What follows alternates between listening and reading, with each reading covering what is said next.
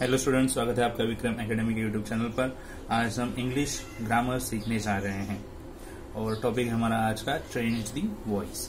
तो सबसे पहले आपके सामने चेंजेस के टेबल दिख रहे हैं, तो आपको पता होना चाहिए वॉइस के टाइप्स कितने हैं। दो टाइप्स है, active voice and passive voice. Okay, पहला टाइप कौन सा है?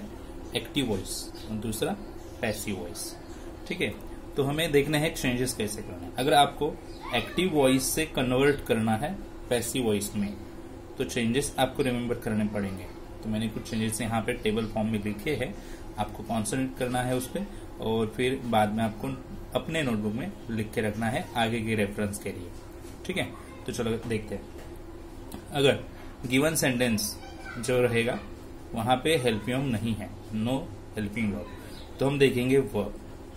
हेल्पियम है ही नहीं है तो देखेंगे वर्ब। वो वर्ब प्रेजेंट फॉर्म में अगर होगा, प्रेजेंट फॉर्म में अगर होगा तो आपको चेंजेस इस तरह से लेने हैं।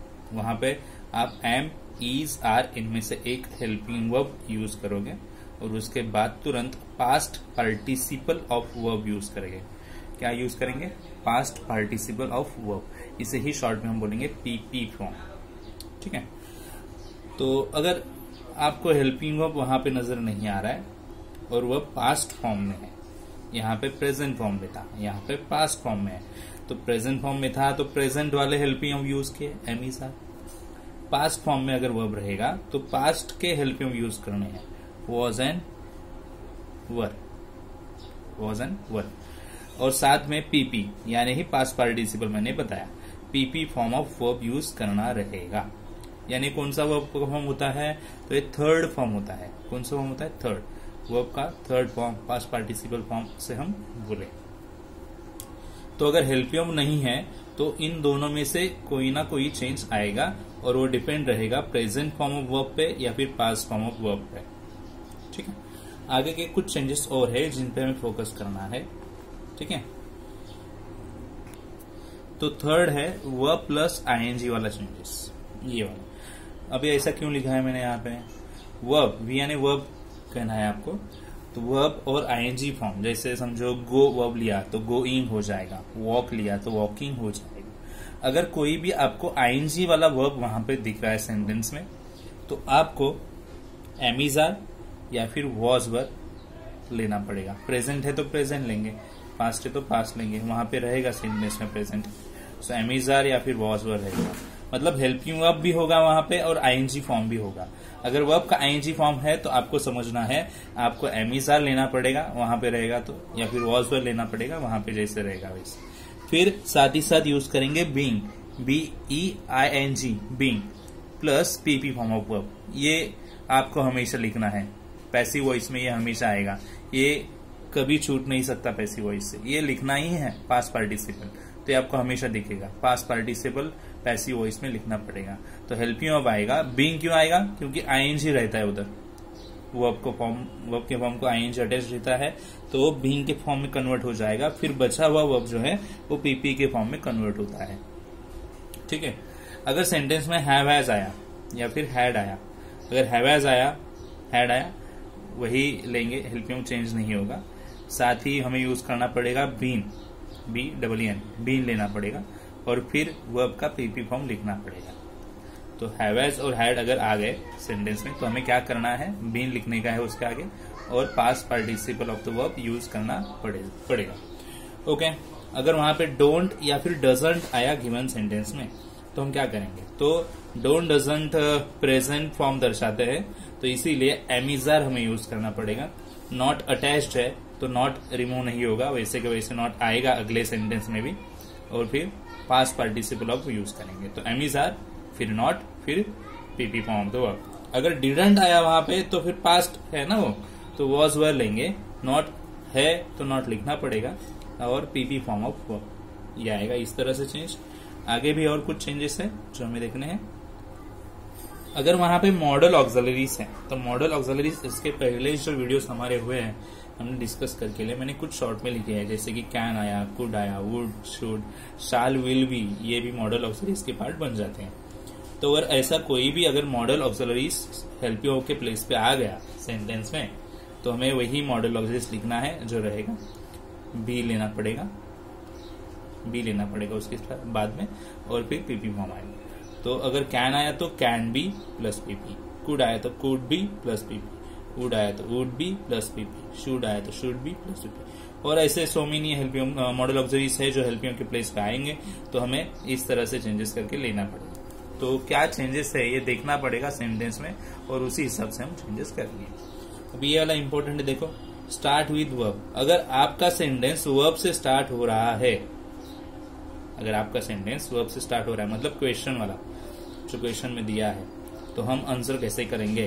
तो लेट से लिखना पड़ेगा, लेट प्लस ऑब्जेक्ट लिखने का जो वर्ब के तुरंत बाद होता है ऑब्जेक्ट, तो ऑब्जेक्ट आएगा plus B and then PP form of verb, और भी कुछ रिमेनिंग रहेगा तो इसके आगे हम लिख सकते हैं सेंटेंस में, कुछ एक्स्ट्रा दिया रहेगा। तो ये रेयरली रूल यूज होता है टू प्लस वर्ब का।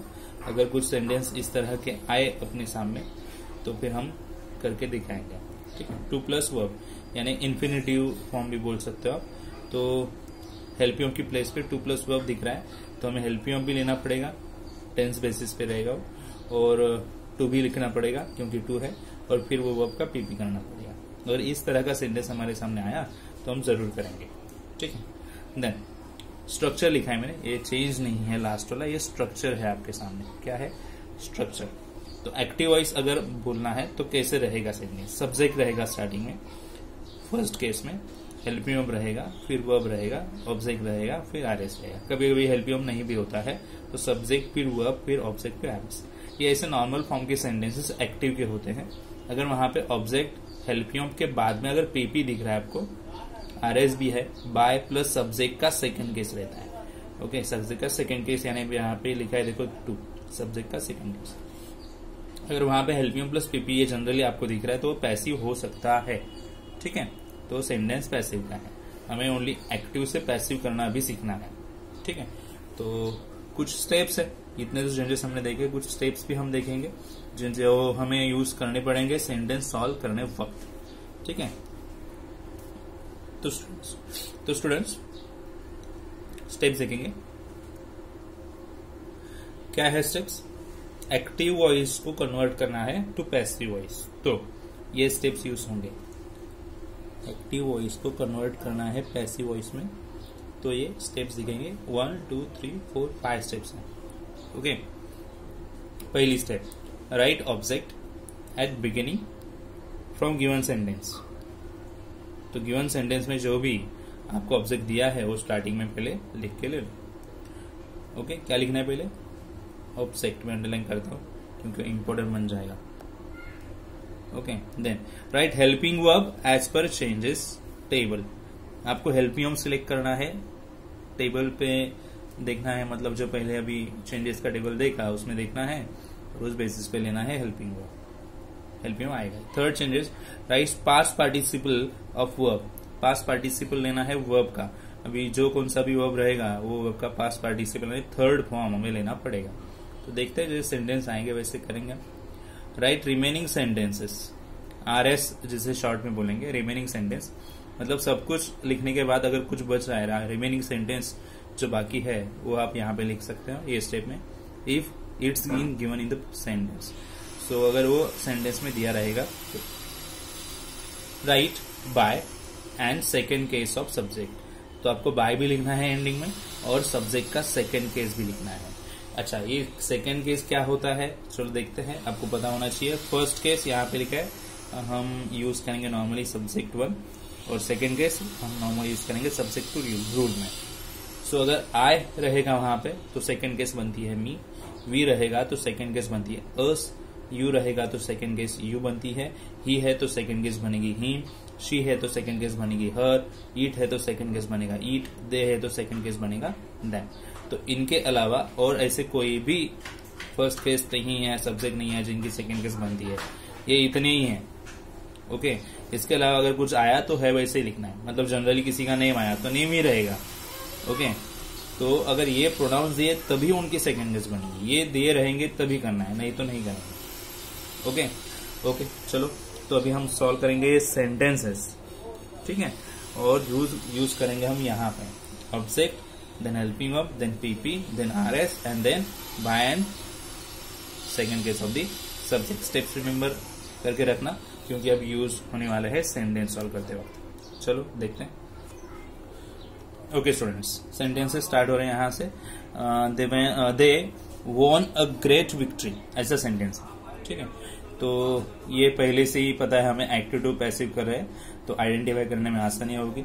सबसे पहले आता है सब्जेक्ट, बरोबर, देन आता है हेल्पिंग वर्ब, नहीं है यहाँ पे, वोन ये वर्ब हो जाएगा, यही वर्ब, एंड ग्रेट विक्ट्री ये पूरा हो जाएगा ऑब्जेक्ट। ओके, अच्छा अभी हमें स्टेप्स यूज करनी है 5। सबसे पहले क्या करना है, राइट ऑब्जेक्ट। ऑब्जेक्ट है a great victory, a great victory. Okay, उसके बाद लेना है सेकेंड स्टेप। सेकेंड स्टेप है हेल्पिंग वर्ब ले लो, राइट करो एज पर द चेंजेस। तो चेंजेस देखो यहाँ पे हेल्पिंग वर्ब नहीं है, यहाँ पे हेल्पिंग वर्ब है या नहीं, नहीं है, यहाँ पे हेल्पिंग वर्ब नहीं है, तो इसीलिए हमें पहला वाला और दूसरा वाला चेंज देखना पड़ेगा टेबल में। तो टेबल एक बार देख सकते हो आप, देखो टेबल, यहाँ पे भी हेल्पिंग वर्ब नहीं है, पहला रूल, यहाँ पे भी हेल्पिंग वर्ब नहीं है, दूसरा रूल। तो वर्ब के फॉर्म को देखो, अगर वो प्रेजेंट फॉर्म हुआ तो एम आर लिख के चेंजेस करेंगे, अगर वो पास्ट फॉर्म हुआ तो वॉज वर लिख के चेंजेस करेंगे, ठीक है। चलो देखते हैं। तो वोन यहाँ पे वर्ब का फॉर्म है और ये प्रेजेंट नहीं है, ये पास्ट है। तो पास्ट है तो पास्ट वाले helping verb was were use होंगे, दोनों तो नहीं लिखेंगे was were. A great victory single है ना, सिंगुलर है, सो हमें वॉज लेना पड़ेगा। अगर यहाँ पे प्लूरल होते तो हम वर लेंगे, ठीक है, वॉज। उसके बाद पीपी लेंगे वर्ब का, तो जनरली वर्ब का पीपी फॉर्म वही होगा। ओके, विन प्रेजेंट है, वोन पास्ट है और पीपी भी वही रहेगा, मतलब थर्ड फॉर्म, विन वोन वन। एंड 3 स्टेप्स यहाँ पे हो गए, पहली ऑब्जेक्ट की, दूसरी हेल्पिंग वर्ब की और तीसरी पीपी फॉर्म डायरेक्टली ही आ गई। Okay, then fourth one RS की, तो इसके आगे ऑब्जेक्ट के आरएस रहता है, बट नहीं है तो हम लास्ट स्टेप करेंगे बाय लिख के सब्जेक्ट का सेकंड केस लिख, ये सब्जेक्ट 1 है दे, तो उसका सेकंड केस बनेगा दे। हो गया। अभी next sentence, she gave her a notice. चलो देखते हैं। तो ये आपके लिए सब्जेक्ट 1 है, ये आपके लिए वर्ब है, हेल्पिंग यहाँ पे भी नहीं है, पर आपके लिए ऑब्जेक्ट, और अ नोटिस आपके लिए आरएस बन सकता है। ओके, नॉर्मली ये इनडायरेक्ट ऑब्जेक्ट है बट हम उसे आरएस बोलेंगे, तो हमें सॉल्व करने में आसानी होगी। ओके, तो ऑब्जेक्ट फर्स्ट, ये ऑब्जेक्ट है, ऑब्जेक्ट पहले लिखो, पहली स्टेप है ना ऑब्जेक्ट लिखने की। हर, तो हर है तो सब्जेक्ट 1 लिखते हैं पहले, स्टार्टिंग में सब्जेक्ट 1 है, कभी भी सेकंड केस नहीं लिखी जाती। तो हर से स्टार्ट नहीं होता सेंटेंस कोई भी। हर यानी कौन से प्रोनाउंस के लिए हर बनता है, तो शी, ये प्रोनाउंस के लिए, तो इसीलिए यहाँ पे शी आएगा। ऑब्जेक्ट कन्वर्ट हो गया इस तरह से, फर्स्ट केस लिखना है।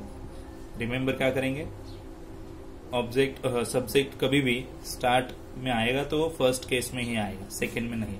तो हर आना चाहिए बट वो नहीं आ सकता, तो शी वो कन्वर्ट हो गया। देन लेंगे हेल्पिंग वर्ब, देखो हेल्पिंग यहाँ पे नहीं है तो लेंगे वर्ब का फॉर्म गेव, पास्ट फॉर्म है, हमें भी पास्ट फॉर्म से लेना पड़ेगा, तो वॉज और वर्ब, तो वॉज करेंगे। ओके, गेव का पीपी, तो प्रेजेंट फॉर्म गिव है, पास्ट फॉर्म गेव है, तो पीपी फॉर्म क्या आएगा, गिव, गेव, गिवन। देखो किस तरह से है। ओके, देन आरएस है यहाँ पे, नोटिस, 4 स्टेप्स हो गए, और अभी लिखेंगे बाय और सब्जेक्ट की सेकेंड केस बाय हर, ठीक है। नेक्स्ट यहाँ पे सब्जेक्ट है, एम देखो यहाँ पे हेल्पिंग वर्ब आ गए, और यहाँ पे आईएनजी वाला वर्ब है, तो आपको चेंजेस पता चल गया होगा, मेकिंग है ना आईएनजी। ओके, तो और ये ऑब्जेक्ट हो गया। तो चलो स्टेप्स यूज करते हैं। पहली स्टेप ऑब्जेक्ट लिखेंगे अ काइट, देन लिखेंगे हेल्पिंग वर्ब, आईएनजी वाला है, वर्ब आईएनजी। चलो देखते हैं क्या बोल, सी वर्ब प्लस आईएनजी है, एमइजआर या फिर वॉज वर लेंगे। अगर प्रेजेंट है एमइजआर, वहां पे इनमें से कोई एक होगा ही, तो इनमें से ही आएगा एमइजआर। एम होगा तो इज और आर में से आ सकता है, इज होगा तो भी इनमें से कोई भी एक आ सकता है, चेंज हो सकता है। एम आया तो एम नहीं लिखना है। ओके, जो रहेगा वो हमें चेंज लेना पड़ेगा। फिर बीइंग और फिर पीपी आएगा वर्ब का। ठीक है, रिमेम्बर करना। ओके, देखो यहाँ पे एम है, सो आप आई सब्जेक्ट के लिए ही एम लगाते, बराबर ना। काइट के लिए थोड़ी ना लगाएंगे, तो इज या फिर आर आएगा। ए सिंगुलर है तो इज लेंगे, प्लूरल रहता तो आर लेंगे, सिंपल है।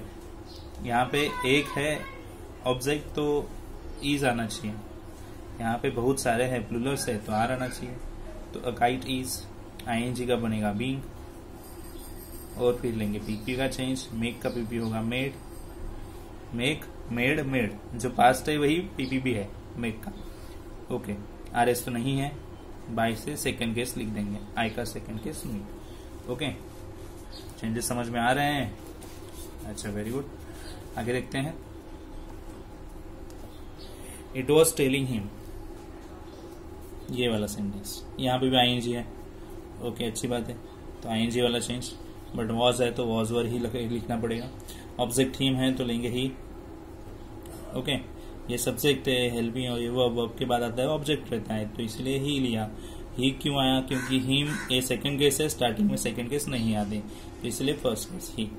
देन वॉज वर है, तो ही के लिए वॉज या फिर वर, तो वॉज आता है। ओके, आईएनजी का कन्वर्ट होगा बीइंग, और फिर पीपी।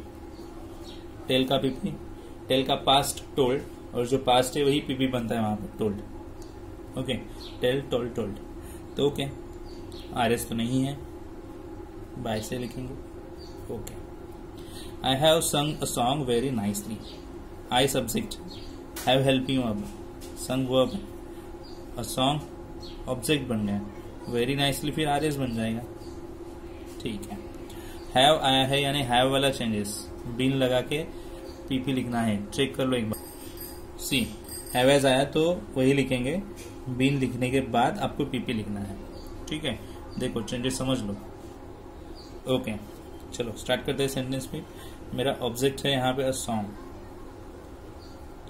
देन हैव है, अ सॉन्ग के लिए या तो हैव लगेगा या फिर हैज लगेगा। ये सिंगुलर है तो हैज लिखना पड़ेगा, जरूरी नहीं कि हैव है तो हैव ही लिखेंगे, ये ऑब्जेक्ट पे डिपेंड है क्या लिखना पड़ेगा। ये सिंगुलर है तो हैज लिखेंगे, प्लूरल्स रहेंगे तो हैव लेना पड़ेगा। अ सॉन्ग हैज, आगे क्या लिखना है? बीन, पता है ना।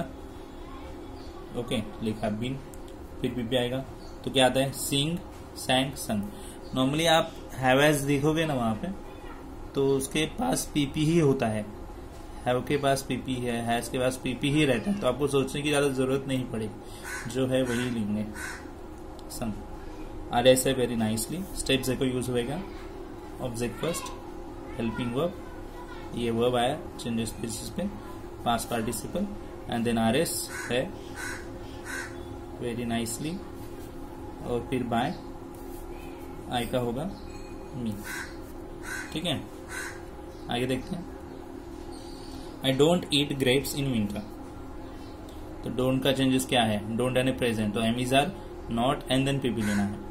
Okay, so I subject, changes तो पता चल गया, eat verb, okay, grapes object, फिर आर एस रहेगा।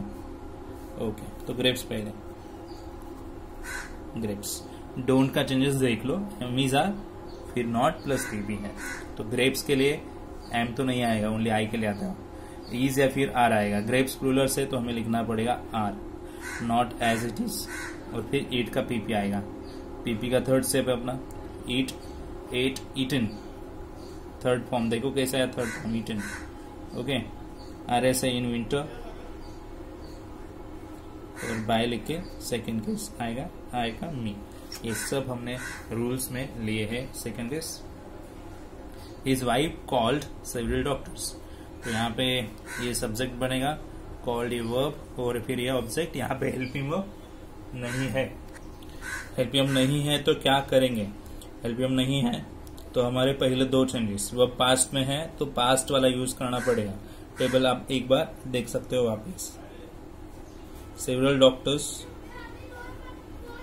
हमारा पहला स्टेप ऑब्जेक्ट लिखने का, फिर हेल्पियम आएगा। अगर ये पास्ट में है तो वॉज वर लेना पड़ेगा, तो सेवरल डॉक्टर्स यानी सो मेनी हो गए तो वर लेंगे। ओके, फिर आएगा कॉल्ड, ओके, आर एस नहीं है, बाय, हिज वाइफ, यहाँ पे इनका सेकेंड केस नहीं आएगा क्योंकि है ही नहीं है, क्योंकि नॉर्मल ये वाले सब्जेक्ट ऐसे वाले जो डिफरेंट है वैसे ही लिखने पड़ते हैं। तो हिज वाइफ, ठीक है। नेक्स्ट आगे का ये सेंटेंस है, it produce an increase in consumption. It subject है, प्रोड्यूस डायरेक्टली वर्ब आ गया, एन इंक्रीज इन कंजम्पशन पूरा ऑब्जेक्ट होगा क्योंकि वो एक दूसरे से रिलेटेड है, ठीक है। सो ये पूरा ऑब्जेक्ट है, and increase in consumption. Okay, produce से वर्ब है और ईएस से दर्शाता है कि वो प्रेजेंट फॉर्म है।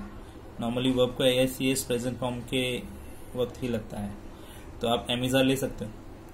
And increase in consumption, is लेना पड़ेगा, सिंगल है पता चल रहा है, ईज, और फिर पीपी आएगा, प्रोड्यूस का पीपी।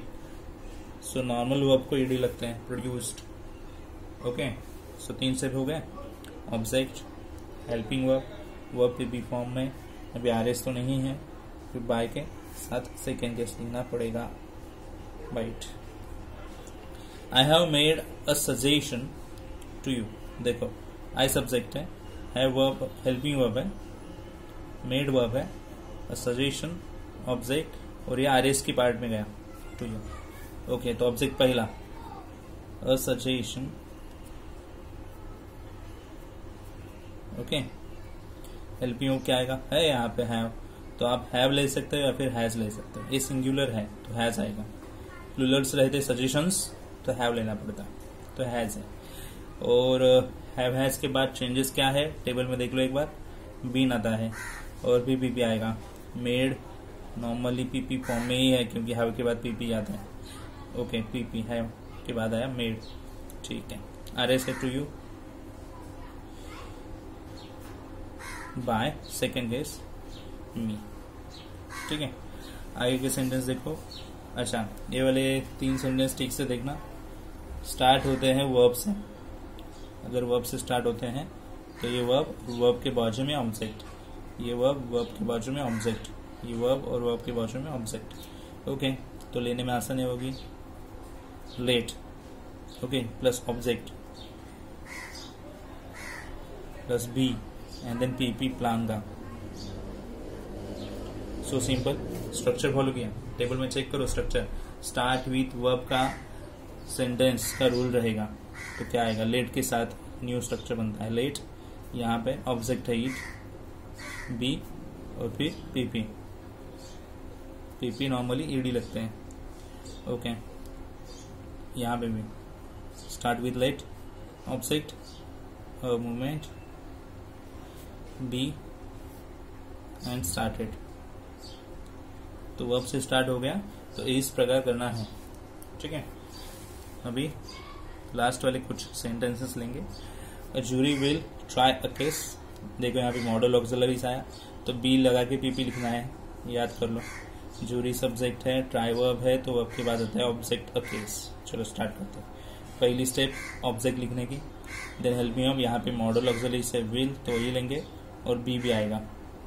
ओके, फिर पीपी लेंगे, नॉर्मली एडी लगता है, ट्राइड, पीपी, ये वर्ब है ना, तो वर्ब का पीपी बन गया, बाय अ जूरी, ठीक है।